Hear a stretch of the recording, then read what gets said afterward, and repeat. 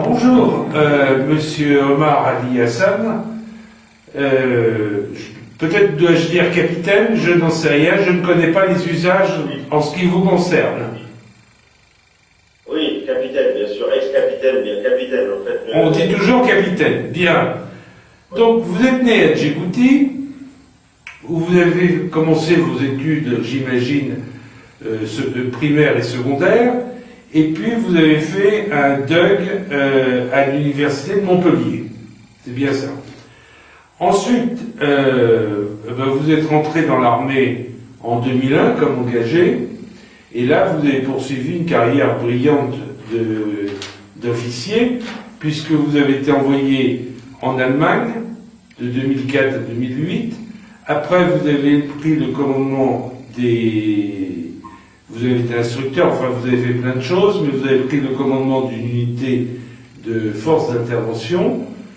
Ensuite, vous avez été nommé capitaine, après un stage aux États-Unis, et vous commandiez, alors là, votre dernière fonction, c'est commander le bataillon d'intervention rapide que vous avez pratiquement organisé, je dirais. Bon, le jour de votre départ, vous deviez être muté pour un autre poste. Vous deviez aussi normalement recevoir les félicitations de la hiérarchie. Il n'y a pas eu grand-chose et ça vous a beaucoup frustré. Là, vous avez été envoyé aux États-Unis pour 18 mois, où vous êtes arrivé seul, et contrairement à l'accord même des Américains, vous n'avez toujours pas pu faire venir votre famille. Quand vous étiez en formation aux États-Unis, vous n'avez pas pu faire venir votre famille parce que le régime lui refuse, à vos enfants et à votre épouse, refuse le passeport ou les autorisations de déplacement. Bon, maintenant, vous avez donc décidé, lorsque le lieutenant Fouad a été arrêté en Éthiopie, ça vous a beaucoup choqué, vous étiez d'accord avec les reproches qu'il faisait, et vous avez donc décidé de quitter l'armée, de démissionner, et de rentrer dans le civil. Vous êtes resté aux États-Unis. Alors vous allez nous raconter un peu ce que vous faites, mais après. Déjà, corrigez-moi ou ajoutez les points que vous aimeriez sur votre parcours pour que les internautes vous connaissent. Oui, la majorité donc des informations que vous venez de donner sont correctes, à part que j'ai donc fait mon cours de capitaine en 2010, mais par contre j'ai été nommé capitaine en 2017. Donc ensuite, voilà. Donc ensuite j'ai fait donc 2 ans avec le premier bataillon qui a été envoyé en Somalie, le bataillon dénommé Hill Walal, de 2012 à 2014. C'est très important, j'y tiens, parce que c'était un des moments les plus importants aussi de ma carrière. Sinon, comme vous l'avez dit, la dernière fonction, c'était mettre sur pied et être responsable de la supervision, de l'instruction, avec les Américains du bataillon d'intervention rapide. D'accord. Alors, vous avez démissionné au moment de l'affaire du lieutenant Fouad, c'est bien ça? Exactement, donc j'étais au Texas, à l'école des langues, et donc j'avais réussi le passage linguistique, et je m'apprêtais donc à quitter le Texas pour aller au Kansas, et commencer donc mon cours d'état-major. Mais comme vous l'avez dit, j'étais déjà frustré. Donc, après 2 ans de regroupement, de sélection, de préparation, de mise sur pied de 500 bonhommes, j'ai juste été donc félicité verbalement, ce qui est contraire donc au règlement. Je n'ai pas eu de lettre de félicitations, ni de médaille, ni avoir été donc promu au grade supérieur. Donc, j'ai été lâchement écarté parce que je me suis mis donc à l'encontre de plusieurs façons de faire donc du régime, du commandement, du haut commandement, et c'est pourquoi donc j'ai été écarté lâchement. Voilà. Oui, on va en parler un peu après de ce que vous avez ressenti. Dernière chose que j'ai oublié de dire, c'est que vous parlez quand même 6 langues, qui est remarquable. Vous parlez l'arabe, l'anglais, le français bien sûr. Vous parlez aussi, vous m'avez dit, le L'allemand? somali, pardon, Oui, le somali l'allemand et l'afar. Voilà. et l'allemand. Et l'allemand. Vous avez en effet fait un stage en Allemagne. Bah, bravo. Alors, moi, ce que j'aimerais, c'est que vous nous disiez, puisque vous étiez parti sur ce point, ce qui vous a le plus déçu ou marqué dramatiquement dans votre carrière militaire. Vous m'aviez parlé un peu d'un manque de véhicules pour transporter les hommes que vous encadriez, alors qu'il y avait plein de véhicules qui dormaient dans la caserne, dans les casernes, des dons de la communauté européenne, enfin de la communauté internationale plutôt, etc. Qu'est-ce qui vous a le plus marqué? Eh bien, premièrement, ce qui m'a marqué, c'est d'abord donc l'histoire de Fouad. Et d'ailleurs, c'est pourquoi donc j'ai dû démissionner et le supporter après avoir visionné donc la vidéo de son épouse qui a été postée sur les réseaux sociaux et qui suppliait donc le président, qui est le chef suprême des armées. Et donc, je savais que le lieutenant Fouad disait la vérité, puisque moi, j'ai subi donc plein d'injustices. Et c'est pour cela donc que j'ai dû donc soutenir, parce que je savais qu'il allait donc être euh, victime de torture ou voire même éliminé. Hein, mais donc, ça a permis Oui, il y a toujours ce risque avec le régime. avec le régime. Donc, je me suis mis à ses côtés et d'ailleurs, quelques mois plus tard, on voit cette vidéo-là qui a été postée sur les réseaux sociaux qui montre les conditions de détention horribles du pilote, hein, avec une peau donc infectée. Et donc, je regrette pas. Je pensais que le président allait donc réagir, mais au fait, ça s'est empiré. Donc, parmi les injustices qui m'ont marqué, c'est tout en étant commandant de bataillon, au tout début, l'état-major et d'autres chefs de corps voulaient s'accaparer du budget alimentaire donc de mon unité, de mon bataillon. Et pour me décourager au début, j'ai dû même donc déposer mon chèque personnel de 1 300 000 francs pour pouvoir donc acheter les denrées alimentaires à mon bataillon. Et j'ai donc été remboursé ultérieurement. Ça, c'est un exemple. Un autre exemple. Vous avez avancé des fonds, parce que l'organisation militaire ne le faisait pas. C'est ça.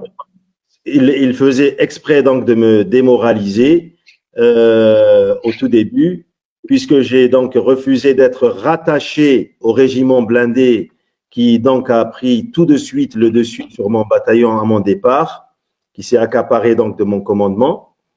Et donc pendant ces 2 ans, j'étais commandant de bataillon sans aucun décret présidentiel. Donc au fait, j'ai été utilisé à bon escient et puis après, voilà. Et une autre grosse injustice, par exemple, j'avais un seul véhicule poids lourd transport de troupes pour 500 bonhommes, ce qui m'obligeait donc. Ça les fait serrer, hein. Il faut les serrer. Voilà, donc on sait que un véhicule Oural, hein, c'est type russe, ne peut donc transporter que 30 à 35 personnes. Donc j'étais obligé de faire 25 kilomètres depuis ma position jusqu'à Damerjog, qui était la ville la plus proche, de faire par exemple 6, 8 allers-retours quand j'envoyais par exemple 2 unités en permission courte durée. Et depuis là-bas, j'ai été obligé donc de louer des bus civils pour donc véhiculer les soldats vers Djibouti-Ville pour qu'ils puissent donc aller en permission. Et au retour, la même chose. À partir de Balbala, la place de Balbala, c'était le lieu de regroupement. Je louais des bus pour donc les transporter jusqu'à Damerjog. Et puis depuis Damerjog, le seul véhicule faisait donc 7 à 8 allers-retours. C'était donc les sabotages que j'ai subis parmi tant d'autres sabotages. Voilà quelques injustices. La dernière, c'est que gratuitement, l'état-major m'a refusé l'accompagnement familial, sachant que je suis issu quand même d'une grande famille, que je suis un patriote et que j'ai fait donc le tour du monde, que je n'allais pas donc à partir en tant que réfugié avec ma famille et donc quitter mon stage. Votre pays, oui. Voilà, donc imaginez passer 18 mois sans sa famille, ses enfants qui sont mineurs et gratuitement. Voilà, donc c'est pas facile. Et en plus de ça, donc les Américains étaient prêts à délivrer les visas et à faciliter l'installation de la famille. D'accord. Alors, donc vous avez quitté l'armée, donc vous avez quitté votre stage aux États-Unis. Exactement. Vous avez quitté le stage. J'ai écrit une lettre. J'ai écrit une lettre que j'ai déposée donc par la suite, d'ailleurs, j'ai pris contact avec mon conseiller militaire ici aux États-Unis, qui était donc étonné parce que j'étais quand même parmi donc les premiers de ma classe et j'avais réussi la langue, le cap de la langue. Il faut dire que c'était le début de la crise du Covid et Oui. mon stage était le seul stage qui n'avait pas été comment dirais-je, annulé. Tous les autres stages ont été annulés, sauf le stage de cours d'état-major. Donc, j'étais prêt à partir pour la suite. Donc, oui, j'ai démissionné et donc j'ai posté ma lettre de démission sur les réseaux sociaux. Et bien sûr, le choc à Djibouti parce que personne Oui, on en a beaucoup parlé. voilà, personne n'était au courant de cela, ni ma famille, ni personne. Donc. Alors, vous êtes resté aux États-Unis, vous êtes installé à Minneapolis, si j'ai bien compris. Vous vivez sous quel régime? Vous avez une carte de résident, vous avez une carte de réfugié, vous avez demandé la nationalité américaine. Comment vous vivez? Alors, moi, je suis donc un nationaliste. Hein, je ne cherche pas à avoir une autre nationalité, mais Oui. je suis donc en tant que réfugié politique. Mon dossier est en cours. J'ai mon avocat et je peux donc librement circuler aux États-Unis.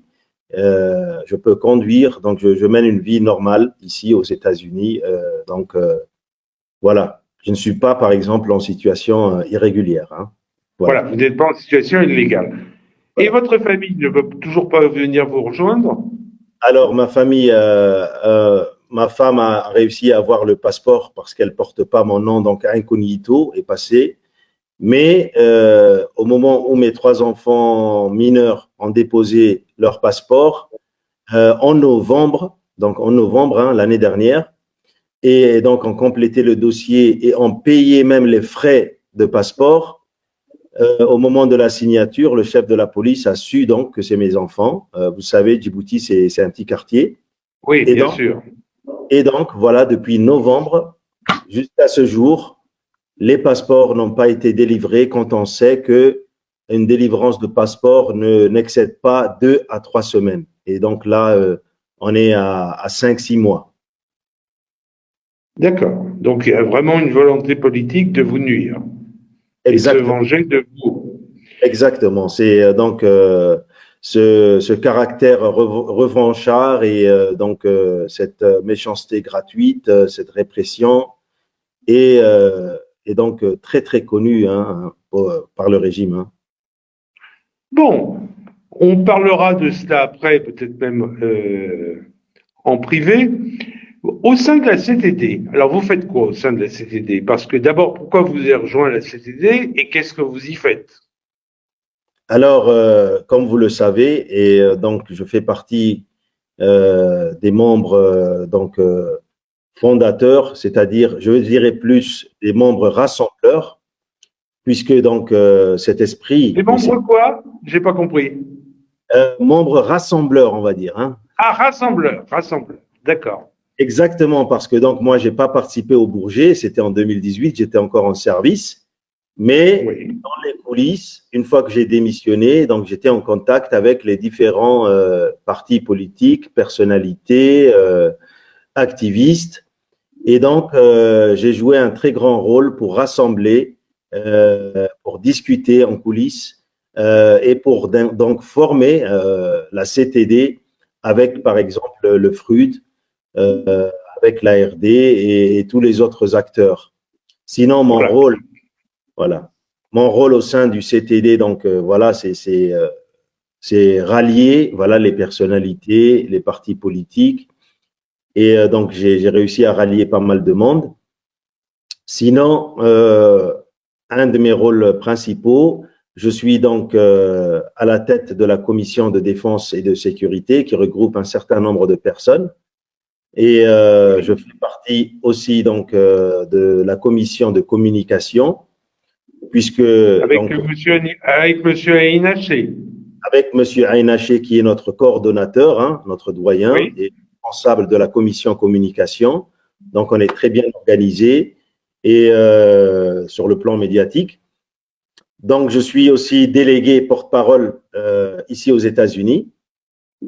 Et sinon, je fais partie de la commission des finances, voilà, qui est chapeautée par Ismaël, qui se trouve au Canada. Ismaël, comment? Ismaël Youssouf. Ah, Ismaël Youssouf. D'accord. Bien. Alors, maintenant, qu'est-ce que vous faites aux États-Unis, au fait?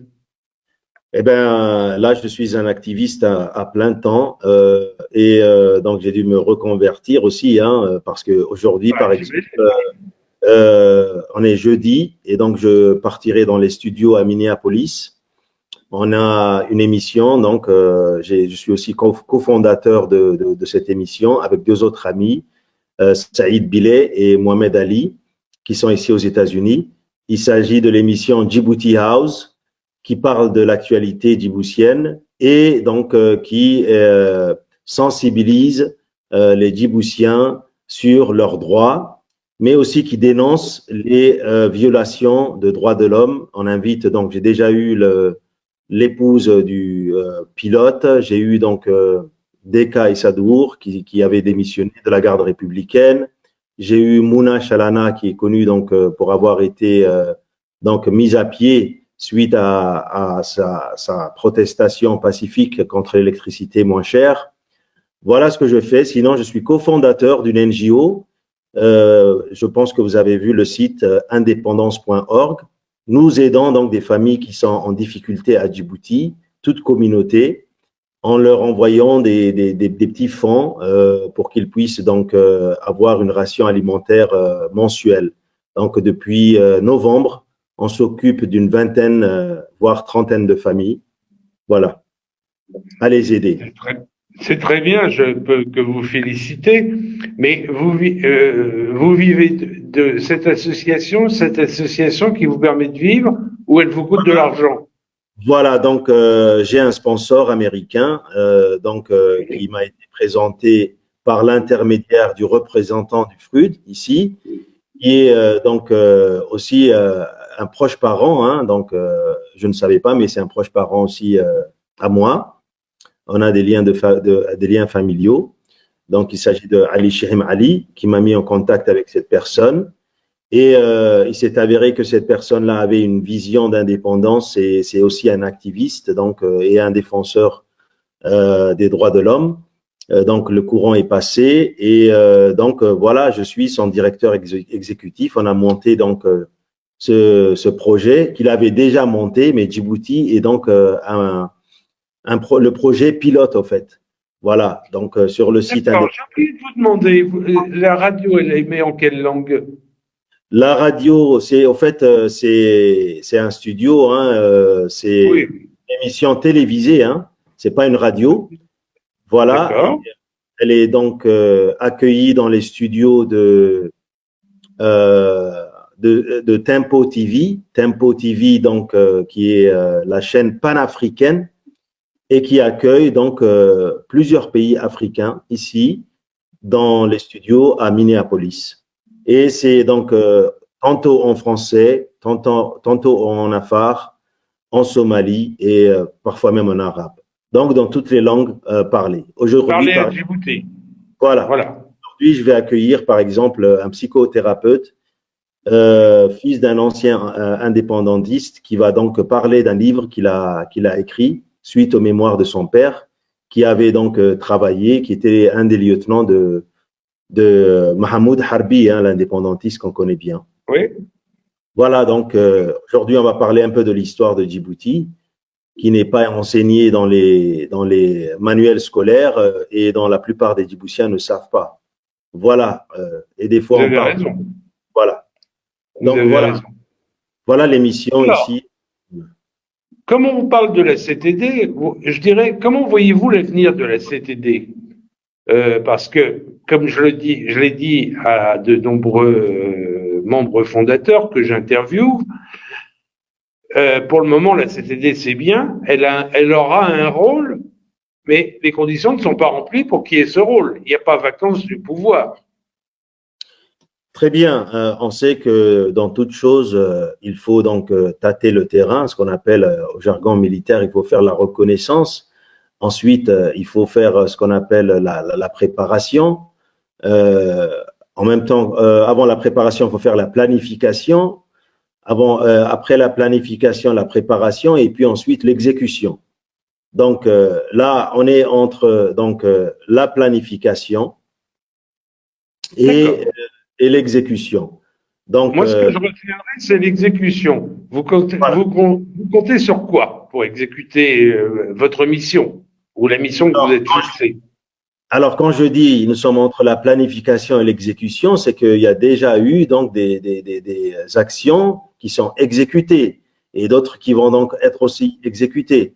Par exemple, on se bat sur le front des médias, on commence à se faire connaître. On est passé ici aux États-Unis sur ABC, sur Pioneer Press, et donc vous avez vu RFI a parlé aussi de la CTD et TV5 Monde aussi.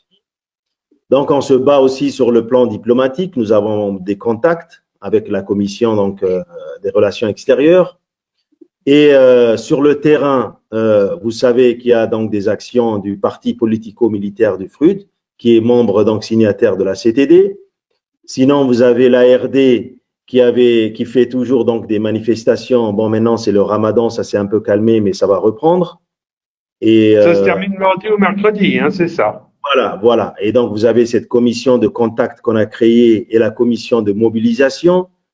Et donc, voilà, nous sommes entre la planification et l'exécution. Vous avez toutes ces commissions qui ont été créées, qui doivent rendre les travaux et qui doivent donc vendre ce projet politique aux Djiboutiens.